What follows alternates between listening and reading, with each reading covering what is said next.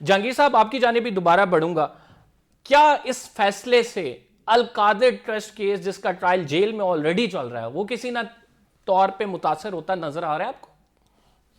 नहीं, देखें, ये बेसिकली जो जजमेंट आई है आज, इसको प्रोसीजर को स्ट्राइक डाउन किया है कि आपने जो प्रोसीजर अडॉप्ट किया है वो आपने ट्रायल पहले शुरू कर दिया था जेल का, और प्रोसीजर की जो अप्रूवल थी कैबिनेट से वो आपने 13 नवंबर को आके लिए। तो आप देखें ना, रेट्रोस्पेक्टिवली तो उस अप्रूवल को अप्लाई नहीं कर सकते, एडमिनिस्ट्रेटिव ऑर्डर है। जी जी। ये जो सेक्शन सीआरपीसी की 352 है, 352, उसमें जो ट्रायल कोर्ट होती है वो रेफरेंस भेजती है टू द प्रोविंशियल गवर्नमेंट कि जी ये वजूहत हैं, इन वजूहत से हम जो है इस ओपन कोर्ट को कर्टेल करके जेल में ट्रायल करना चाहते हैं, या उसमें इन कैमरा या जितने आप लोगों को अलाउ करना चाहते हैं उसकी रीजनिंग देनी पड़ती है। तो क्योंकि आईसीटी के अंदर, कैपिटल टेरिटरी के अंदर तो प्रोविंशियल गवर्नमेंट नहीं है, तो डेफिनेटली फेडरल गवर्नमेंट का ये सब्जेक्ट बन जाता है। तो फेडरल मिनिस्ट्री ऑफ लॉ जो है इसको नोटिफिकेशन करती है।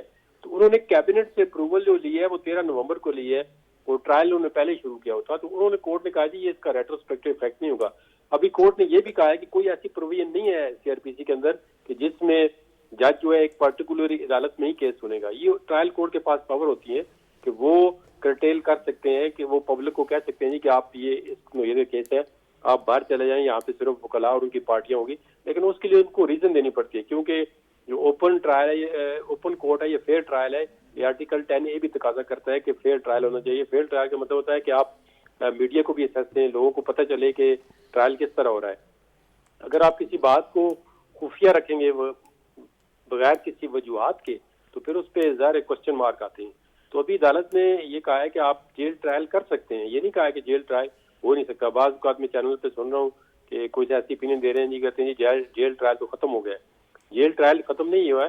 जेल ट्रायल तो उस ट्रायल कोर्ट की स्वबदीद है, लेकिन वो रेफरेंस भेजेगा और वो रीजन देगा कि इस वजह से हम जेल ट्रायल करना चाहते हैं। तो इसमें मेरे हाल में ट्रायल अभी जो पहले हुआ था उसकी जो भी प्रोसीडिंग हुई है वो कल अदम हो जाएंगी और नए सिरे से ट्रायल दोबारा शुरू होगा।